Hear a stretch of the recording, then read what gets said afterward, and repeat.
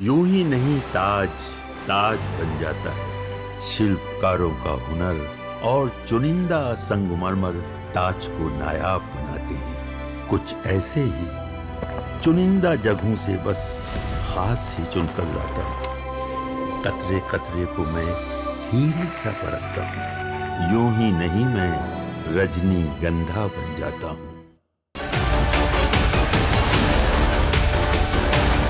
जब से राहुल गांधी ने जेनजी का नाम लिया है, देश की राजनीति में भयंकर घमासान मचा हुआ है। बीजेपी अब खुलकर कह रही है कि राहुल गांधी का असली एजेंडा तो यही है कि नेपाल और बांग्लादेश जैसे हालात भारत में बना दो। नेपाल में जिस तरह से जेनजी ने विद्रोह करके सरकार गिरा दी, क्या वैसा ही कुछ राहुल गांधी के दिमाग में पक रहा है? लेकिन अगर ऐसा कुछ है तो यह प्लान राहुल गांधी को ही उल्टा पड़ सकता है, क्योंकि फेक नैरेटिव बनाकर नरेंद्र मोदी को हराने का अब तक का कोई भी पैतरा राहुल गांधी या इंडी गठबंधन का काम नहीं आया। बॉस, आप पिछले 11 साल का बैकग्राउंडर देख लीजिए। नरेंद्र मोदी के खिलाफ जो फेक नैरेटिव उनके विपक्षी लेकर आए, सब फेल हो गए। भाई राफेल का मुद्दा लेकर आए, चौकीदार चोर कहने लगे। लोकसभा में दूसरी बार नरेंद्र मोदी को पब्लिक ने जिता के भेजा कि हमको विश्वास है भाई, चोर नहीं आदमी। संविधान का मुद्दा बनाया, संविधान आरक्षण को खतरे में बताया, मोदी तीसरी बार पीएम बन गए। राहुल गांधी और इंडी गठबंधन के इस फेक नैरेटिव की कहानी यहीं खत्म नहीं हुई। एक के बाद एक ऐसा होता चला। कभी अडानी अंबानी, कभी अडानी हिंडनबर्ग, कभी नरेंद्र सरेंडर, कभी डेड इकोनॉमी। नरेंद्र मोदी के खिलाफ फेक नैरेटिव की आंधी चलाकर देख ली गई, लेकिन नरेंद्र मोदी टस से मस नहीं हुए। नरेंद्र मोदी का कुछ भी ये लोग बिगाड़ नहीं पाए। मोदी चुनाव पर चुनाव जीतते चले गए। अब वोट चोरी का नैरेटिव ये लोग लेकर आए और इसी में अब धीरे से जेनजी को जोड़ लिया गया। लेकिन 24 घंटे के अंदर वोट चोरी के नैरेटिव की धज्जियां उड़ गई। 24 घंटे के अंदर ही जेनजी ने जवाब भी दे दिया। पाठशाला में राहुल गांधी के जेनजी वाले दाव का उल्टा रिजल्ट आ गया है। इस रिजल्ट में राहुल गांधी पास हुए या फेल, आज आपको दिखाऊंगा।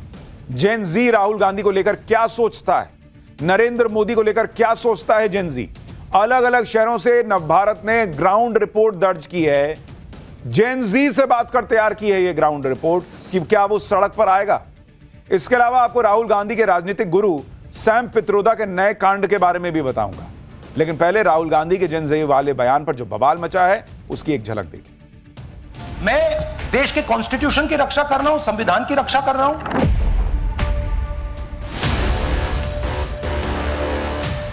वो संस्थाओं के खिलाफ जो भड़का रहे हैं लोगों को, इससे देश में अराजक का माहौल बनेगा और राहुल गांधी को इससे बचना चाहिए। भारत का जो जेनजी है वो पूरी तरीके से समझदार है, जानकार है। उसको पता है कि सबसे ज्यादा नेपोटिज्म और सबसे ज्यादा भ्रष्टाचार किस सरकार में हुआ। राहुल गांधी जानबूझकर लोकतंत्र को कमजोर कर रहे हैं, देश में अराजकता फैलाना चाहते हैं।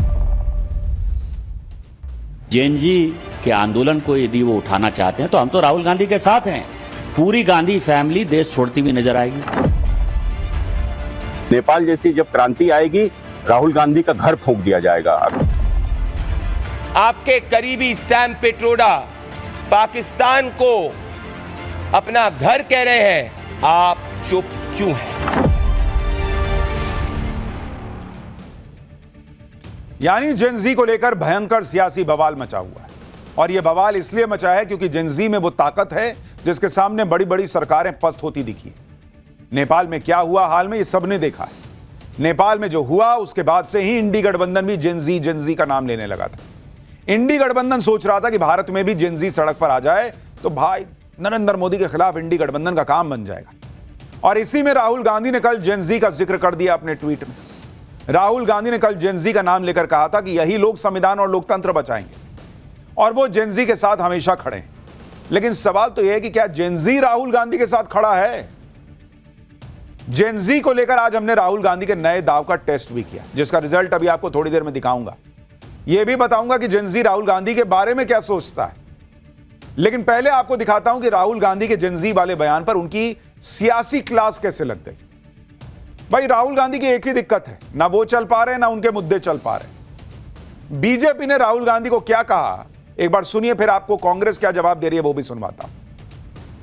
इसके अलावा जो अभी नेपाल और बांग्लादेश में हुआ है, जिसके साथ की राहुल गांधी अपने आप को जोड़ना चाहते हैं, दोनों जगह पर जेनजी क्या कह रहा है? हम परिवारवाद के खिलाफ हैं, परिवारवादी पार्टी के खिलाफ हैं। परिवारवाद कहां है? मोदी जी तो परिवारवादी नहीं है। मोदी जी तो ग्राउंड से जो है लड़ाई करके आए हैं, यहां ऊपर उठकर आए हैं। मैं जब आपके सामने बोल रहा हूं, मेरे परिवार में तो कोई सांसद विधायक नहीं है, मैं भी एक छोटे से गांव से उठकर जो है यहां आया हूं। जैन जी के आंदोलन को यदि वो उठाना चाहते हैं तो हम तो राहुल गांधी के साथ हैं। पूरी गांधी फैमिली देश छोड़ती हुई नजर आएगी। मुझे लगता है कि गृह युद्ध राहुल गांधी इस देश में भड़काना चाहते हैं और इसी गृह युद्ध के आधार पर नेहरू जी ने, उनके दादाजी ने इस देश का बंटवारा किया। उसी गृह युद्ध को करा के जेएनजी जैसे मुद्दे को उठाकर ये इस देश के टुकड़े टुकड़े करना चाहते हैं। देखो, ये बम फोड़ना, ये विस्फोट करना, ये किस प्रकार की भाषा है? तो आतंकवादियों की भाषा है। बम फोड़ना ये पाकिस्तानियों की भाषा है। तो कुल मिलाकर ये इनका चरित्र इससे दर्शाता है। नेपाल जैसी जब क्रांति आएगी, राहुल गांधी का घर फूंक दिया जाएगा, अखिलेश यादव का घर फूंक दिया जाएगा। आप लिख लीजिए मेरी बात को। इनके सब के ऊपर, राहुल गांधी के ऊपर भ्रष्टाचार के मुकदमे हैं। राहुल गांधी के बयान पर बीजेपी गुस्से में। दूसरी तरफ इंडी गठबंधन के नेताओं के दबे अरमान बाहर आ रहे हैं। इंडी गठबंधन के नेता राहुल गांधी के जेनजी वाले बयान को सही बता रहे हैं। कह रहे हैं कि भारत में युवाओं को सड़क पर आ ही जाना चाहिए, जैसे नेपाल में हुआ था। सुनिए एक बार। तो मैं समझता हूँ युवाओं ने रास्ते पे उतरने की जरूरत है। युवाओं में बड़े पैमाने पे नाराजगी है, अन्याय की भावना निर्माण हुए। मैं समझता हूँ युवा आने वाले समय में नेपाल जैसा रास्ते पे उतरेंगे। ये एक ऐसा क्रिटिकल क्षण है हमारे लोकतंत्र के लिए कि अगर हमने सारी चीजें दुरुस्त नहीं की तो ये भरभरा के गिर जाएगा। भरभरा के इन लोगों की पॉलिटिक्स गिर गई है बॉस, और इसलिए इनको आखिरी उम्मीद दिख रही है कि किसी तरह सड़क पे आंदोलन हो जाए, कुछ नेपाल उपाल जैसा माहौल बन जाए तो फिर आए इनको आनंद। राहुल गांधी ने जेनजी का नाम लिया और नेपाल से जोड़कर रही सही कसर इंडी गठबंधन के नेताओं ने पूरी कर दी। राहुल गांधी के बयान पर विवाद हुआ तो कांग्रेस ने कहा कि उन्होंने कुछ गलत नहीं कहा है। कांग्रेस को कुछ गलत दिख ही नहीं रहा भाई। सुनिए कांग्रेस क्या कह रही है, फिर बताऊंगा जेनजी ने आज राहुल गांधी को कैसे तगड़ा जवाब दे दिया। संविधान बचाना, लोकतंत्र बचाना, वोट चोरी बचाना क्या देश के संविधान के खिलाफ है, लोकतंत्र के खिलाफ है? पर भाजपा अपने दामन में झांक के देखते हैं तो उनको नजर आती है वोट चोरी। राहुल गांधी कुछ भी कर दें, कांग्रेस वालों को कुछ गलती दिखती ही नहीं। कांग्रेस किस लेवल की पॉलिटिक्स कर रही है उसे उसमें भी कोई गलती नहीं दिखती। पीएम मोदी के मां को लेकर एआई वाला वीडियो डाले थे, इनमें इन लोगों को उसमें भी कुछ गलती नहीं दिख रही थी। हाईकोर्ट ने हटवा ना दिया वीडियो। राहुल गांधी जेनजी वाला दांव चल रहे थे, लेकिन 24 घंटे में यह दांव फेल हो गया। जेनजी से जुड़े एक चुनाव में राहुल गांधी और कांग्रेस को झटका लग गया। आज दिल्ली विश्वविद्यालय छात्र संघ का चुनाव था, उसके नतीजे जारी हुए जिसमें बीजेपी के छात्र संगठन एबीवीपी को शानदार जीत हासिल हुई। दिल्ली विश्वविद्यालय के छात्रों ने 4 में से 3 सीटें एबीवीपी को दे दी और राहुल गांधी की कांग्रेस और उसके छात्र संगठन एनएसयूआई को सिर्फ 1 सीट मिली। एबीवीपी के विनिंग कैंडिडेट ने जमकर जश्न मनाया। समर्थकों ने जीते हुए कैंडिडेट्स को कंधे पर उठाकर जुलूस निकाला। आप देखिए जेनजी बीजेपी के एबीवीपी को जिता रहा है बॉस। जेनजी क्या चाहता है राहुल गांधी देखिए कैसे जीत के बाद माहौल बना हुआ।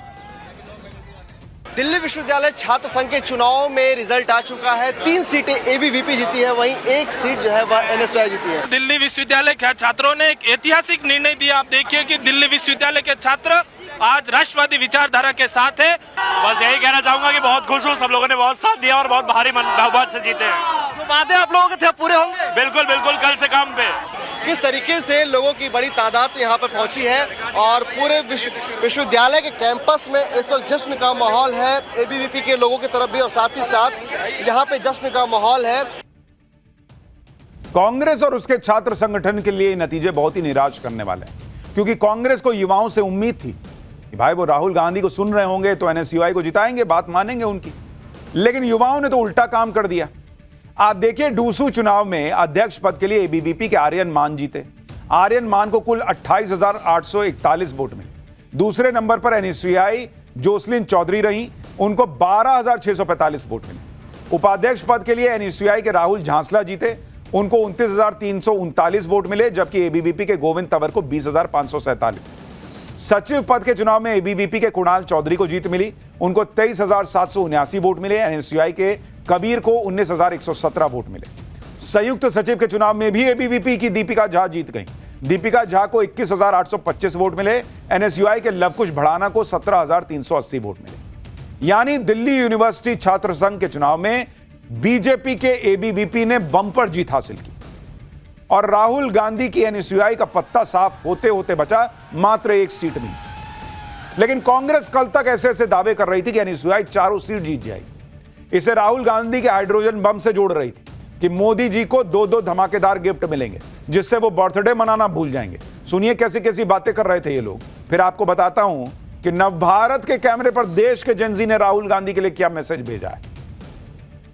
इस बार हम चारों सीटें जीतने वाले हैं। वैसे भी आज एक हाइड्रोजन बॉम्ब का धमाका हो रहा है जो मोदी जी को ऐसी गिफ्ट मिलेगी कि शायद वो अगली बार अपना जन्मदिन मनाना भूल जाएं। एक आज राहुल गांधी देने वाले हैं और कल एनएसयूआई की चारों सीट जीतकर हम एक और उन्हें बर्थडे गिफ्ट देंगे। अगली बार से बर्थडे मनाते हुए भी वो 2 बार सोचेंगे। ये लोग इतना बोल जाते हैं कि फिर उसको यू टर्न लेना भी मुश्किल है कि मोदी जी बर्थडे मनाना भूल जाएंगे। चारों सीट एनएसयूआई जीत जाएगी। एक बड़ी मुश्किल से आई है। आज जब नतीजे आए तो बीजेपी ने कांग्रेस की क्लास लगा दी। बीजेपी ने कहा कि एनएसयूआई सिर्फ उपाध्यक्ष पद की सीट ही जीत पाई है और वहां भी जो जीता है वो एबीवीपी का पूर्व कार्यकर्ता है। राहुल गांधी को अपने घर से 10 किलोमीटर के दायरे के अंदर ही बेहद तगड़ा रियलिटी चेक मिल गया है। एबीवीपी की जीत से बीजेपी गदगद है। गृह मंत्री अमित शाह ने एबीवीपी को जीत की बधाई दी। कहा कि दिल्ली विश्वविद्यालय छात्र संघ चुनाव में एबीवीपी की प्रचंड जीत पर परिषद के कार्यकर्ताओं को बधाई। यह जीत युवाओं की राष्ट्र प्रथम की विचारधारा में अटूट विश्वास का प्रतिबिंब है। इस विजय से परिषद की छात्र शक्ति को राष्ट्र शक्ति में परिवर्तित करने की यात्रा को और गति मिलेगी। देखिए वैसे तो यह एक छात्र संघ का चुनाव था, लेकिन चूंकि राहुल गांधी इंडी गठबंधन वाले जेनजी नेपाल ये वो कर रहे थे, इसलिए इसकी महत्ता जो है वो बढ़ गई कि देखिए जेनजी क्या सोच रहा है। डूसू चुनाव में हार राहुल गांधी के लिए झटका है क्योंकि राहुल गांधी जेनजी वाला फेक नैरेटिव नरेंद्र मोदी के खिलाफ बनाने में जुटे हैं। लेकिन इस हार की फजीहत को ढकने के लिए एनएसयूआई भी वही बहाना बनाने लगी जैसा राहुल गांधी ने उपराष्ट्रपति का चुनाव हारने पर किया था। कल वोटिंग खत्म होने के बाद से ही एनएसयूआई के कैंडिडेट वोट चोरी का आरोप लगाने लगे। कह रहे थे कि चुनाव में गड़बड़ हुई है, ईवीएम में स्याही लगाई जा रही है जिससे एबीवीपी के कैंडिडेट को वोट बढ़ाया जा सके। जो राहुल गांधी कह रहे हैं वही एनएसयूआई वाले गाना शुरू कर दिए कि वोट चोरी हुई है। सुनिए कल क्या कहा था उनके अध्यक्ष पद के कैंडिडेट ने। विश्वविद्यालय प्रशासन से, दिल्ली की सरकार से और देश की सरकार से पूछना चाहती हूँ कि जो मैंने मेहनत करी है और जो आज के दिन 4-5 घंटों में मेरी सारी मेहनत पर पानी फेरा जा रहा है, जो चीटिंग हो रही है उसका रिस्पॉन्सिबल कौन है। मैं देश की सरकार से पूछना चाहती हूँ कि वोट चोरी का मुद्दा तो आप यहाँ तक ले आए। स्टूडेंट छात्र कैसे एक दिल्ली विश्वविद्यालय में चुनाव लड़। ये चिटिंग है। राहुल गांधी से लेके उनके छात्र संघ के नेता तक यही गाना गा रहे हैं, ये चिटिंग है। मोदी जी कैसे जीत गए, ये चिटिंग है।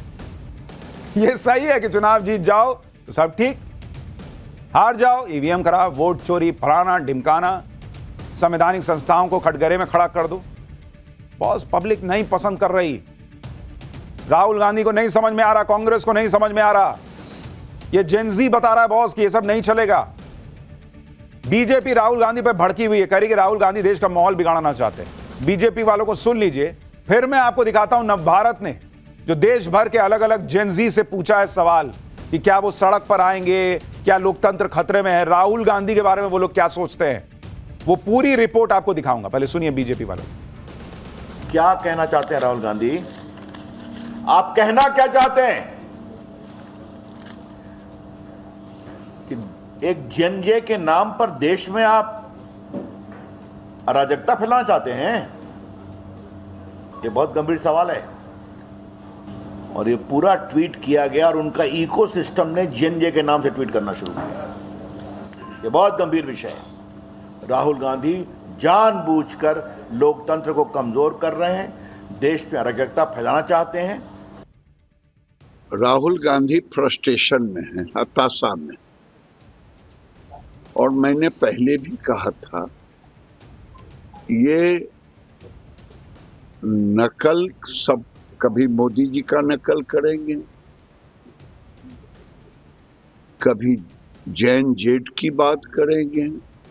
ये अर्बन नक्सल बनना चाहते हैं।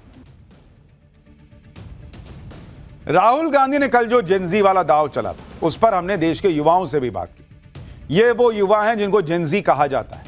इन्हीं से राहुल गांधी ने लोकतंत्र और संविधान बचाने की अपील की थी। कहते मेरा काम नहीं है, तो युवाओं का काम है सड़क पर उतर के लोकतंत्र बचाना। इनके हिसाब से राहुल गांधी की बातों पर दिल्ली के युवा क्या सोच रहे हैं, पहले उसको सुनिए, फिर आपको देश के अलग अलग हिस्सों के युवाओं की बात सुनाऊंगा। वो संस्थाओं के खिलाफ जो भड़का रहे हैं लोगों को, इससे देश में अराजक का माहौल बनेगा और राहुल गांधी को इससे बचना चाहिए। और जैन जी को जिस तरीके से वो भड़का रहे हैं, तो सबसे पहले जैन जी का तो ये कर्तव्य बनता है कि राहुल गांधी के खिलाफ ही खड़े हो। जिस तरीके से उनका वंशवाद को लेकर वो लोग आगे बढ़ रहे हैं, पूरे कांग्रेस में सबसे ज़्यादा काबिल वही इंसान है क्या? यहाँ का युवा राष्ट्र प्रथम की भावना से सोचता है, और जिस राष्ट्र प्रथम में उसके लिए सबसे पहले देश आता है।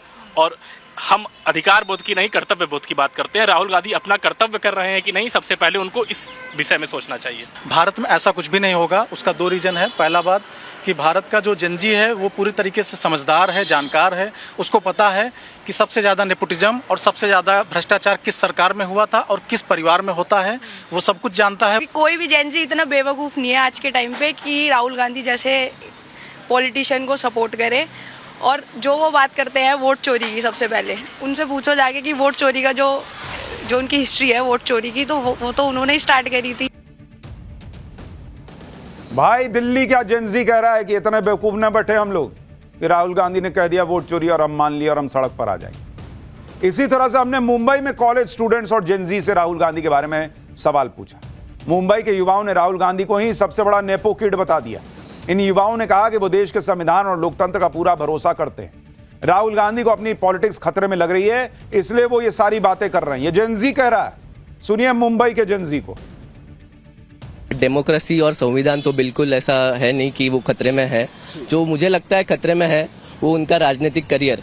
राहुल गांधी जी का पहली बात तो उनकी जो बातें है मैं उसका खंडन करता हूँ, क्योंकि लिए हमें अपने सुप्रीम कोर्ट पे पूरा विश्वास है। अगर वोट चोरी अगर होता ही तो कर्नाटका, बंगाल जैसे इधर भी बीजेपी की सरकार होती। जेनजी, इंडिया के जेनजी ना अवेक है, they are awaken, they are not slept. तो हमारा संविधान डेमोक्रेसी खतरे में नहीं है। लोकतंत्र अगर खतरे में होता, ऐसा वो अगर कहते, तो इमरजेंसी किसने लागू की, ये बहुत बड़ा सवाल है। मुझे तो नहीं लगता कि भारत में ऐसा कुछ होगा, क्योंकि भारत को जो युवा है वो जागरूक है, उसे अपने संविधान पे भरोसा है, कि वो मानता है कि देश में ऐसी परिस्थिति कभी नहीं आएगी। अगर वोट चोरी सच्ची में हुई है तो उनको मेरा मानना है, इन माय ओपिनियन, उनको एटलीस्ट एक कंप्लेंट और अपील फाइल कर देनी चाहिए कोर्ट में। हाँ, बिहार में राहुल गांधी ने वोट चोरी के नाम पर यात्रा तक निकाल दी। क्या वहां वोट चोरी और लोकतंत्र खतरे में है वाला नैरेटिव काम कर रहा है क्या? भाई दिल्ली मुंबई में तो नहीं चल रहा। बिहार के युवा राहुल गांधी की अपील पर क्या कह रहे हैं और क्या भारत में नेपाल जैसे हालात हो सकते हैं, जरा बिहार के जेनजी को सुनिए। पहले तो उन्होंने जो बोला गलत है, मतलब कि जो वहाँ हो रहा है वो उनकी सरकार से प्रॉब्लम, तो वो सभी को बोल रहे हैं कि मतलब पूरा भारत में गलत है, बट ऐसा नहीं है। वो गलत बोल रहे हैं, ऐसा नहीं होना चाहिए। बाकी जो युवा है उनके पास भी तो मतलब कॉमन सेंस है ना सोचने का कि वो क्या सही है क्या गलत है। दरअसल राहुल गांधी देश के युवाओं और जेनजी को इसलिए टारगेट कर रहे हैं क्योंकि एक बड़ा वोट बैंक है और पिछले 2 लोकसभा में बीजेपी को युवाओं का भर भर के वोट मिला है। अगर आप देखिएगा, मैं आपको बताऊं कि बीजेपी 2019 के चुनाव और 2024 के चुनाव के लिहाज से अगर आप देखेंगे तो 2019, ये आपको लोकसभा का बता रहा हूं,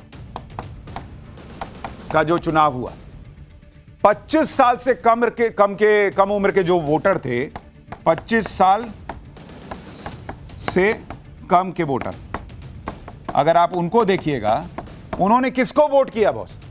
बीजेपी को वोट किया 40% ने, 40%, और कांग्रेस को वोट किया 20% ने बॉस, यानी सीधे डबल। अब अगर आप 26 से 35 वाला देखिएगा, उन्होंने किसको वोट किया बॉस? बीजेपी को किया 39% ने और कांग्रेस को 19%। 2024 का अगर आप लोकसभा चुनाव देखिएगा, जब नरेंद्र मोदी के 2 कार्यकाल पूरे हो गए, तो 25 साल से कम वाला जो था उसने बीजेपी को कितना वोट किया? 39%। और कांग्रेस को 21%, मात्र 1% का जंप आया कांग्रेस में और बीजेपी का 39% रहा। 26 से 35% वाला में देखिएगा बीजेपी का 37% और कांग्रेस को जो है वो 21%, मतलब 1-2% वोट इधर से उधर हो रहा है। और इसीलिए राहुल गांधी पूरी कोशिश कर रहे हैं कि जब तक ये जेनजी वाला मामला सेट नहीं होगा, यूथ को नहीं अपने पाले में करेंगे, तब तक नरेंद्र मोदी को हरा नहीं पाएंगे। तो जेनजी कर रहे हैं। राहुल गांधी पूरी कोशिश कर रहे हैं कि युवा वोटर्स बीजेपी से छिटक जाए। तो कभी वोट चोरी कह देते हैं, कभी जेनजी से लोकतंत्र बचाने की गुहार लगाते हैं। सवाल यह है कि क्या राहुल गांधी की बातों का देश का युवा समर्थन कर भी रहा है? देश के कुछ और शहरों में हमने जेनजी से यही सवाल पूछा, सुनिए वो लोग क्या कह रहे हैं। अब भाजपा की सरकार बेसिकली टिक चुकी है पूरी तरह से, तो उसको हटाने के लिए ये लोग कुछ ना कुछ ऐसा करना चाहते हैं कि जिससे देश में दंगे हों। मैं ये थोड़ा कंट्रोवर्शियल बोल रहा हूँ, लेकिन ये मेरे हिसाब से सही है। हमारी जो सपा की सरकार है और दूसरा ये आपका सोनिया गांधी, राहुल गांधी, ये लोग कहीं ना कहीं परिवारवाद को एक्सटेंड कर रहे हैं। अब ये वोट चोरी की बात कर रहे हैं, पहले कह रहे थे कि ईवीएम हैक है, उससे पहले कुछ और कह रहे थे, तो ये तो सिर्फ चुनावी जुमले हैं। रही बात राहुल जी की, तो उनका हर एक बयान हमेशा झूठा ही निकलता है। नीरज सिंह, पंकज सिंह, इनको सिर्फ नॉर्थ जानता है, लेकिन राहुल गांधी हो गए, अखिलेश यादव हो गए, इनको पूरा इंडिया जानता है। तो कुछ नेपोकिट ऐसे भी हैं जो छुप के काम कर रहे हैं, कुछ नेपोकिट ऐसे भी हैं जो सामने आके काम कर रहे हैं। वोट चोरी अगर होती तो फिर जहां से वो सांसद या जहां से उनकी सरकार बनी है, कांग्रेस की सरकार अभी भी 2-3 कई स्टेटों में है, तो वहां भी ना होती। ये नेपाल नहीं है, भारत है। यहाँ पे कोई खतरे में नहीं, यहाँ पे सारे के सारे सेफ है, सारे के सारे सब सुरक्षित है। कोई वोट चोरी नहीं हुई है, सारे के सारे सही है हो रहे वोट। कुछ नहीं चोरी होता है। 21 साल के उम्र के बच्चे हैं, वो लोग इलेक्शन में वोट देते हैं, तो वो थोड़ी सोच समझ के ही देंगे ना वोट, ऐसे ही थोड़ी वोट कर देंगे। एआई का जमाना है, कुछ भी हो सकता है। वोट चोरी हुआ नहीं है, उन्होंने एआई से बनाया है। वो एआई से रिपोर्ट बनाई, सारी फेक है रिपोर्ट, सारी की सारी। मोदी के राज में ये सब कभी नहीं हो सकता है।